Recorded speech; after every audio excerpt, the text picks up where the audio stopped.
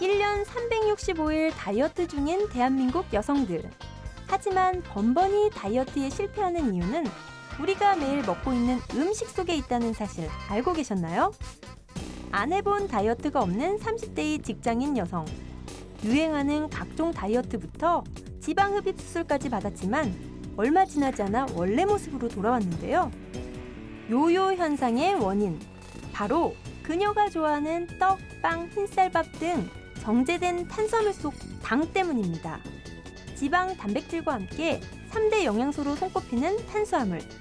인체의 주 에너지원인 탄수화물이 왜 비만의 원인인 걸까요?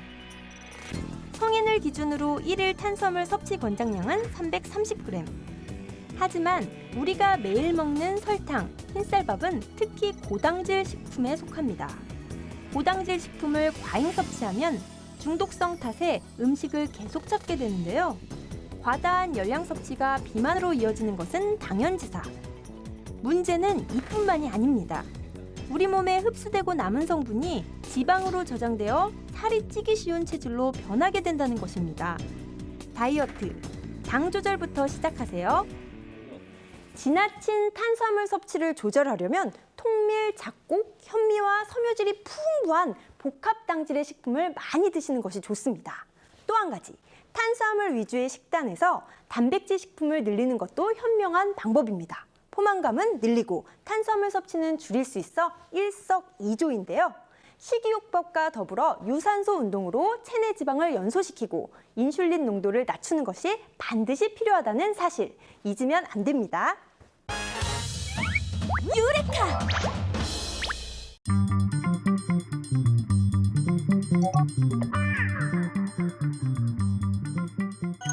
편하게 자세 좀 취해볼게요. 편하게요? 네.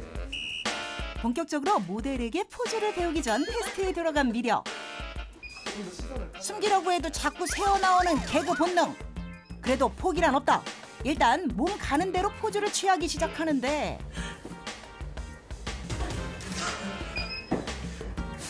한번 오셔서 저희 사진을 한번 같이 볼까요? 아, 네.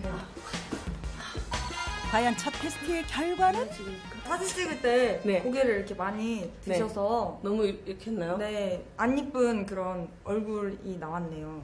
그리고 그쵸. 다리도 많이 구부리셔서 네. 다리가 지금 좀 원래는 더 기신데 더 짧게 나오신 것 같아요. 잘못된 사진의 예를 몸소 보여주는 미려. 실물이 훨씬 낫다.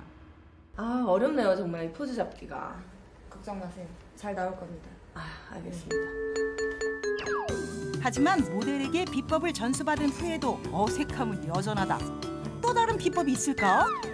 언니 지금 아우터를 입고 계시니까 네. 이렇게 허리 손으로 펼쳐대시고 그냥 이렇게 편하신 발을 앞쪽 이렇게 내밀면 될 것 같아요. 이렇게요? 네. 얼굴은 약간 이렇게 당기고 네. 상체도 약간 뒤로 이렇게 넣어서 하시면 좋을 것 같아요. 오, 좋아요. 힘드네요. 몸은 힘들지만 점차 자세가 살아나기 시작. 점점 여유로운 모습까지 정말 모델 같다. 좋네요. 다리를 쭉 피니까 조금 더 얇아 보이고 얼굴도 더 훨씬 작아 보이고 그러게. 약간 사선으로 이렇게 틀어서 약간 조금 더 날씬해 보이게 되게 잘 나온 것 같아요. 정말 포즈 하나만으로 사진이 달라졌다. 팔등신 비율로 재탄생. 저는 쇼핑몰 모델이기 때문에 이제 옷을 잘 살려주는 포즈를 많이 하는데요. 일명 옷발 포즈라고 최대한 옷핏이 망가지지 않도록 팔을 드는 포즈는 자제하고요. 이제 포인트가 있는 옷이면 포인트를 강조하는 그런 포즈를 많이 해요. 옷이 구겨지게 되거나 형태가 제대로 보이지 않으면 그건 바로 잘못된 포즈라고 한다. 옷의 형태는 최대한 살려주고 몸의 결점은 가려주는 이 동작이 바로 쇼핑몰 모델의 베스트 포즈. 본격적으로 의상 촬영이 시작되고 모델에게 전수받은 옷핏 포즈로 인터넷 쇼핑몰 모델 대변신. 김미려 모델 다 됐네. 유레카!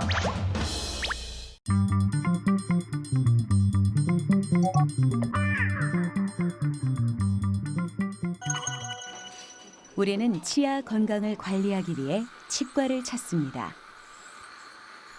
치아는 한 번 손실되면 재생이 되지 않아 평생 동안 꾸준한 관리가 필요한데요. 가벼운 충치나 잇몸병과 같은 질환은 비교적 쉽게 치료가 가능하지만 신경이 손상되고 치아의 뿌리가 상한 경우 발치를 피할 수 없죠. 뿐만 아니라 임플란트를 할 때 혹은 통증을 유발하는 사랑니는 필요에 따라 발치를 하게 되는데요. 보통 발치한 치아는 의료법상 폐기를 하지만 환자의 동의만 있다면 다시 사용할 수 있는 방법이 있습니다. 바로 발치한 치아를 치아은행에 보관하는 것입니다. 치아은행이란 말 그대로 치아를 보관해 두었다가 필요할 때 꺼내 쓸 수 있도록 하는 것입니다. 언제 어디서 사용될지 모르는 치아를 맡길 수 있는 은행이죠. 사고로 부러진 치아, 교정과 같은 치과 치료로 인해 발치한 치아는 아깝게 버려지고 맙니다. 이때 은행에 돈을 맡기듯 버려지는 건강한 치아를 치아은행에 맡기면 훗날 치료 소재로 사용할 수 있죠. 일단은 발치를 한 치아를 개인 치과에서 보관하기는 굉장히 어려움이 많거든요. 감염의 우려도 있고 치과에서 그걸 다 보관할 수 있는, 일일이 보관하기도 힘들고 찾기도 힘들어서 환자들 입장에서 봤을 때는 믿을 수 있는, 신뢰할 수 있는 자기 치아 보관 서비스를 하는 은행이 있다는 건 굉장히 좋을 것 같고요. 치아를 은행에 보관하기 위해선 몇 가지 단계를 거쳐야 합니다. 먼저 발치한 치아를 깨끗이 세척합니다. 치아에 있는 이물질을 제거해 보관하기 위함이죠. 세척을 끝낸 치아는 건조한 후 시약 처리를 하는데요. 이 과정이 치아 보관에 있어 가장 중요하다고 합니다. 치아 보관을 위해서 세척을 한 후 건조, 시약 처리, 멸균 과정을 거쳐야 합니다. 그중 시약 처리가 중요한데요.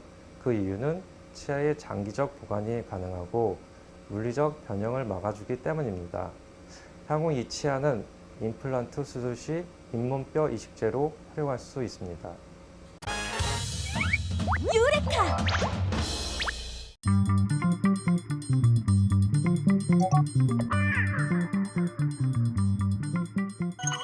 이 스마트폰 카메라가 가지고 있는 장점 중에 하나가 뭐냐면 렌즈가 되게 쪼만해요, 그죠? 네. 그래서 편리성은 참 좋은데 이 쪼만한 것만 가지고 우리가 뭔가 특별한 효과를 낼 수가 있어요. 어떤 효과요? 자, 그 중에 한 가지가 바로 이겁니다. 짜잔! 이게 뭐죠? 이건 빨대잖아요. 빨대. 자, 이 구멍이 작기 때문에 이 빨대의 구멍을 여기다가 통과시켜가지고 네. 특별한 느낌의 사진을 찍을 수가 있어요. 아니, 빨대로 이 스마트폰을 통과시킨다고요? 네. 이렇게요? 이렇게 파! 농담입니다. 빨대를 이용해 어떤 사진을 찍을 수 있을까요?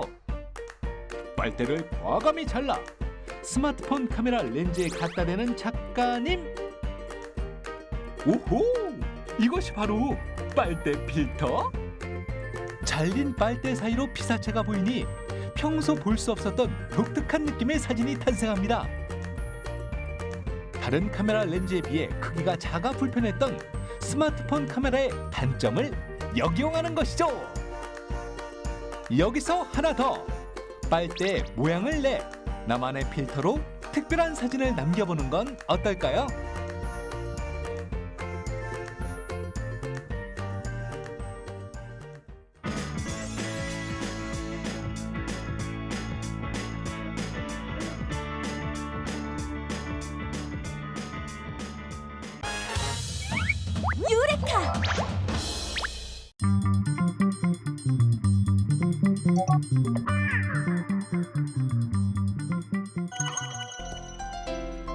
(1900년대) 호머 헐버트가 펴낸 월간지 더 코리아 리뷰에 기재된 당시 화폐 주조 방식으로 상평 통보를 복원하고 성분을 분석했다. 상평 통보는 주 재료가 되는 구리와 아연, 납을 녹인 쇳물을 나뭇가지 모양의 모전판에 흘려 넣은 다음 고정시켜서 하나씩 떼어내고 거친 표면을 연마해서 완성된다. 거기 보면은 상평통보를 만들 때 비율이 구리와 아연과 납의 비율이 6대 3대 1이었습니다. 그래서 저희가 보건 실험할 때는 구리 60, 그다음에 아연 30, 납 10을 집어넣어서 보건 실험을 해봤고요.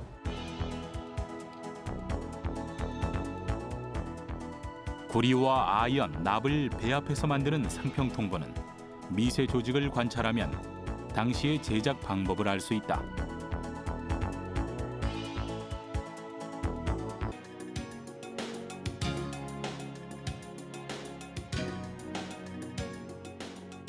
상평통보는 270년 동안 민간에 유통되고 화폐 개혁에 성공했다는 것뿐만 아니라 금속 합금 기술 분야에서도 특별한 의미를 가진다.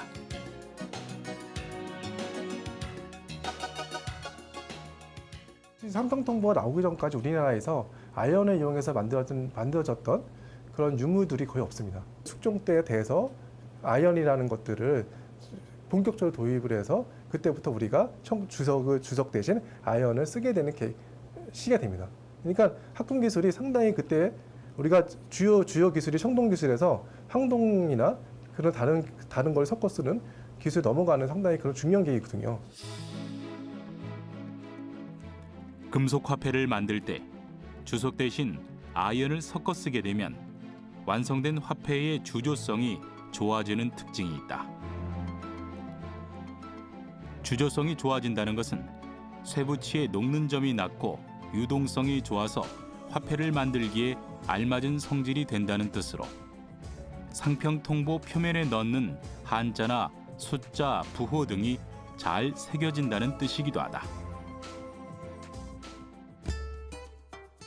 화폐는 유통을 시작함과 동시에 위조 방지 노력이 병행된다. 상평통보도 마찬가지였는데 사주전이라고 하는 가짜 상평통보를 주전하는 무리가 있었다. 지난 2006년에 강원도 산골에서 엽전이 발견돼 사주전인지에 대한 진위 여부를 둘러싸고 논란이 일기도 했다. 상평통보의 위조 방지를 위해 앞 뒷면에 한자와 문양을 넣어서 주전소를 표시하고 민가에서 가짜 상평통보를 유통시킨 범인을 색출해 엄벌을 내리는 등 철저하게 관리했다.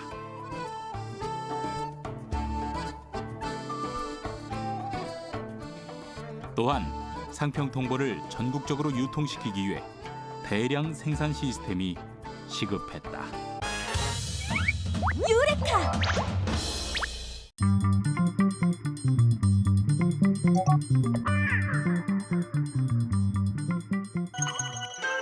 초보들을 위한 탁구 200% 즐길 수 있는 방법 지금부터 공개합니다. 먼저 자신에게 맞는 탁구채를 골라야 하는데 사용 방법에 따라 크게 2가지 종류로 나뉜다. 선생님, 라켓이 지금 2가지 종류인가요? 네네. 이렇게 이제 연필 그립처럼 잡는 요 페널드 전형이라고 얘기를 해요. 그래서 요거는 한 면을 가지고 탁구를 치는 거고요. 그리고 또 하나는 요거는 쉐이크 핸드라고 해서 이렇게 악수하듯이 이렇게 손을 이렇게 넣어서 잡아서요. 요거는 2면을 가지고 탁구를 치는 운동이에요.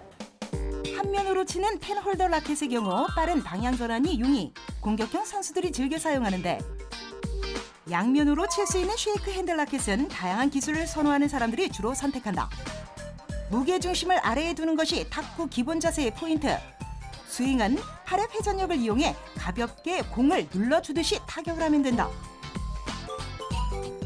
무엇보다 팔꿈치에 과도한 힘이 들어가지 않게 밀어준다는 생각으로 공을 치는 것이 중요한데 단 10분 만에 실력이 일취월장한 정아 MC.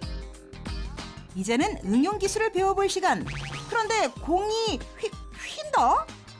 라켓을 갖다 대는 것조차 쉽지 않아 보이는데 변화무쌍한 선생님의 서브. 네. 공이 이전과는 뭔가 다르게 그렇죠. 모두가 확 휘는 느낌이거든요? 네네. 이 손목을 이용해서 화회전 서비스.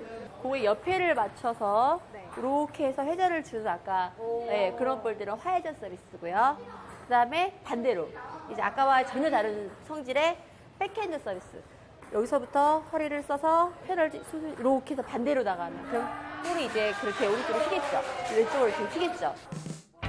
공이 라켓에 닿을 때 발생하는 마찰력을 이용한 스핀 기술. 회전 방향에 따라 공의 궤적은 바뀌게 된다.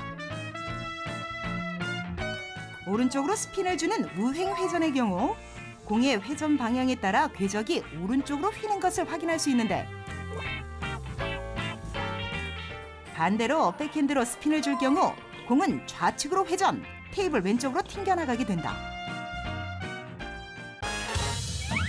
유레카!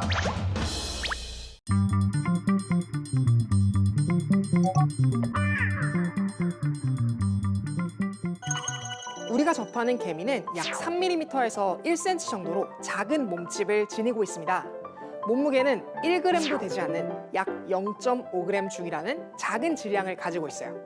또한 개미의 몸은 머리, 가슴, 배로 나뉘며 냄새와 맛을 아는 더듬이와 잘 보이지 않는 겹눈 2개가 있습니다. 그리고 여기서 신기한 특징이 하나 있는데, 그것은 바로 개미는 배자루막이라는 기관이 있어서 몸을 자유롭게 구부렸다 펼 수 있는 능력을 가지고 있다는 점입니다. 또한 사람 눈에는 잘 보이지 않지만 온몸을 아주 미세한 털이 뒤덮고 있다는 특징도 가지고 있죠.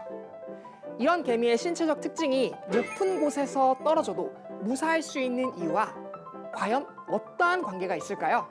개미가 계단에서 떨어지는 상황과 사람의 경우를 비교해서 설명해 보도록 하겠습니다. 개미를 5mm로, 계단 하나의 길이는 약 12cm로 가정한다면 계단의 높이는 개미의 몸 길이의 약 24배가 됩니다.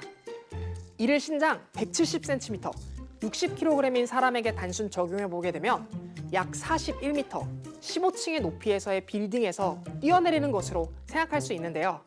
중력 가속도를 9.8m/s 제곱이라고 가정했을 때 41m 높이에서 떨어진 지면에 닿기 직전의 사람의 속도를 계산해 보면 V는 루트 2gh, 약 28.3m/s라는 엄청난 속도가 됩니다.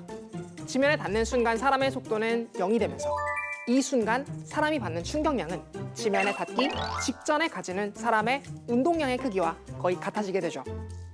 이 정도의 충격량은 5kg의 볼링공이 시속 1222km/h로 날아와 우리 몸에 부딪히는 것과 같은 엄청난 충격이니 이 충격을 받고 살아남기는 힘들겠죠? 이제 개미의 경우에서 생각해 볼게요. 계단 한 칸의 높이는 12cm, 개미의 몸무게는 0.5g입니다. 12cm 떨어진 지면에 닿기 직전에 개미가 갖는 속도는 약 1.5m/s입니다. 지면에 닿는 순간 개미의 속도도 0이 되면서 개미가 가지고 있었던 지면에 닿기 직전의 속도만큼의 운동량을 충격량으로 받게 됩니다. 계산해보면 1.5 곱하기 0.5 곱하기 10-3승 kg/m/s, 7.5 곱하기 10-4 kg/m/s만큼의 충격량을 받는 것이죠. 이를 사람이 받는 충격량과 비교해보면 무려 226만 배 정도의 차이가 나는 건데요. 무거운 생물체가 떨어지게 되면 중력의 영향으로 속도가 빠르게 증가하지만 상대적으로 가벼운 개미는 질량 자체가 작기 때문에 공기의 저항의 영향을 많이 받게 되면서 떨어지는 속도가 느려지고 질량도 작기 때문에 운동량 자체가 작아져서 떨어진 후의 충격도 크지 않은 것이랍니다. 그리고 개미는 자신의 몸무게보다 많게는 약 5,000배 이상의 무게를 들 수 있다고 하는데요. 그 이유는 효율적으로 무게를 분산시킬 수 있는 기하학적 신체 구조를 가지고 있기 때문이라고 합니다. 개미는 외골격이라는 딱딱한 피부로 되어 있으며 이것은 세 층으로 나눠져 바깥쪽은 표피, 그 아래는 진피, 안쪽에는 기저막으로 구성되어 있는데요. 이러한 구조는 뼈를 대신할 만큼 견고하게 조직되어 있어서 높은 곳에서 떨어져도 충격을 잘 분산시켜 몸에 이상이 없는 것이랍니다. 전매 특허의 신체 능력과 최소의 충격량으로 개미는 계단뿐만 아니라 더 높은 곳에서 떨어져도 죽지 않을 수 있답니다. 유레카!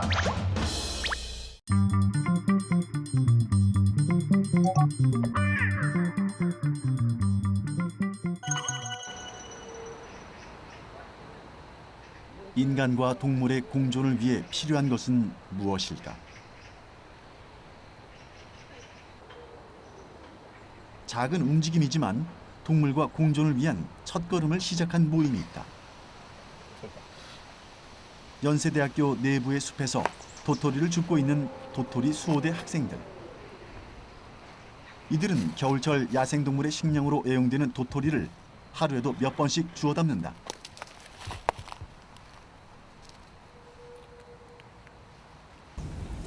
지금 여기서 도토리를 왜 이렇게 주우시고 계신 건가요? 동물들이 먹을 도토리를 저희가 지키기 위해서 줍고 있습니다. 도토리를 이렇게 주우면 동물들한테 어떤 식으로 이게 나눠지는 거죠? 저희가 그 도토리 저금통이라는 걸 설치를 해놨는데요. 거기에 도토리를 넣어놓으면은 이제 사람들은 빼갈 수 없고 동물들만 들어갈 수 있는 작은 구멍이 있어서 거기에 넣어놓으면 이제 도토리를 동물들이 먹을 수 있습니다. 바닥에 떨어진 도토리를 주워 저금통에 넣으면 언제든 동물들이 찾아와 도토리를 먹을 수 있다. 도토리 저금통은 교내에 2개가 설치돼 있다. 외부인들이 도토리를 주워가기 전에 도토리 수호대가 저금통에 저장하는 셈이다. 그런데 저금통이 꽤 채워지자 도토리 수호대에서 바구니를 들고 걸어오는데 기껏 모은 저금통의 도토리를 왜 꺼내는 것일까?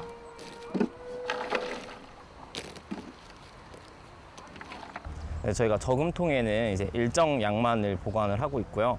저금통 용량을 초과하는 분에 한해서는 이제 따로 그 외부인의 접근이 차단된 중앙도서관의 보관함 쪽으로 이동을 하고 있습니다. 그래서 그 보관함에 보관을 하면서 건조를 하고 이제 겨울이 오기 전과 겨울이 오고 난 다음에 두 시기에 걸쳐서 다시 숲으로 돌려주는 작업을 하고 있습니다. 제작진이 도토리 수호대를 만나는 중에도 외부인이 무단으로 도토리를 주워가는 일이 발생했다. 도토리 수호대가 급하게 달려가는데 임산물이 우리의 것이 아님을 설명하며 도토리 채집이 불법임을 알렸다.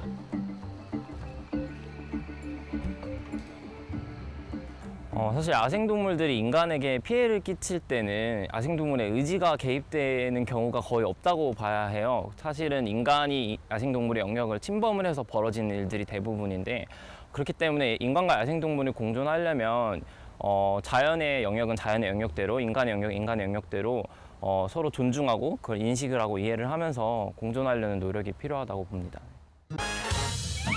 유레카!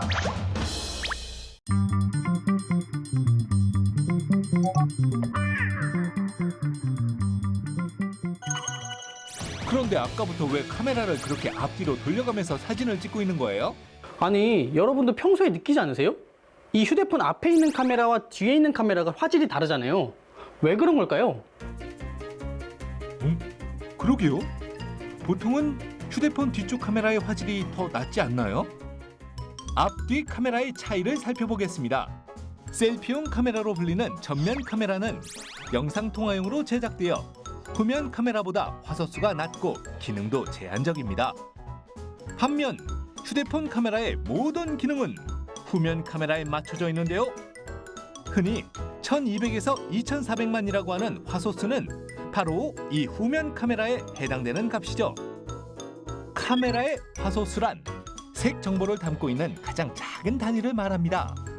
촬영된 이미지는 네모의 규격 안에 점의 모양으로 기록되는데 만약 1000만 화소라면 일정 공간을 1000만 개의 점으로, 2000만 화소라면 같은 공간을 2000만 개의 점으로 표현하는 것이죠.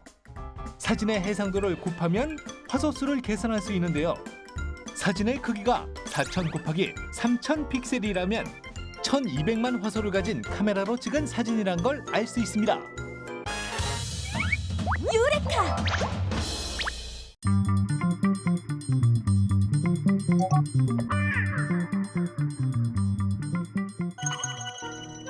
조선 성종실록에 따르면 후추 씨를 구하기 위한 성종의 노력이 남달랐던 것을 알 수 있는데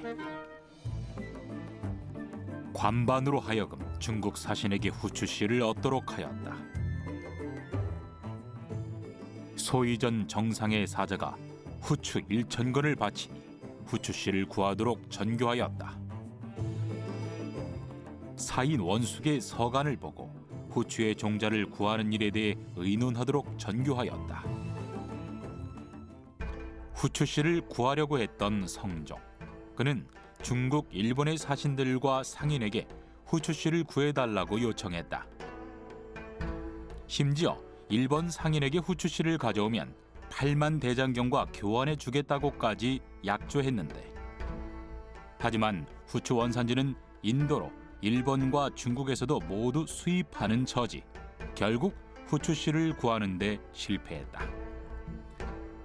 인도에서는 후추 무역으로 버는 자국 이익을 지키기 위해 후추를 모두 삶아서 팔았기 때문에 씨앗은 구하는 게 불가능했다. 그런데 왜 성종은 그토록 후추씨를 구하기 위해 백방으로 노력했던 것일까? 성종은 후추 중개 무역으로 큰 돈을 벌면 국가 재정에 도움이 되지 않을까 생각했던 것. 이웃나라 중국이 엄청난 후추를 소비하는 탓에 그건 역시 무역의 호재라고 생각했다. 뿐만 아니라 성종은 값비싼 후추가 일사병에 효험이 있다는 것을 알고 밭일을 하다 몸져 눕는 백성들에게 약으로 나눠주려고 했었던 것. 백성들을 위한 임금의 따뜻한 마음이 이 씨앗 구하기 프로젝트에 담겨 있었던 것이다.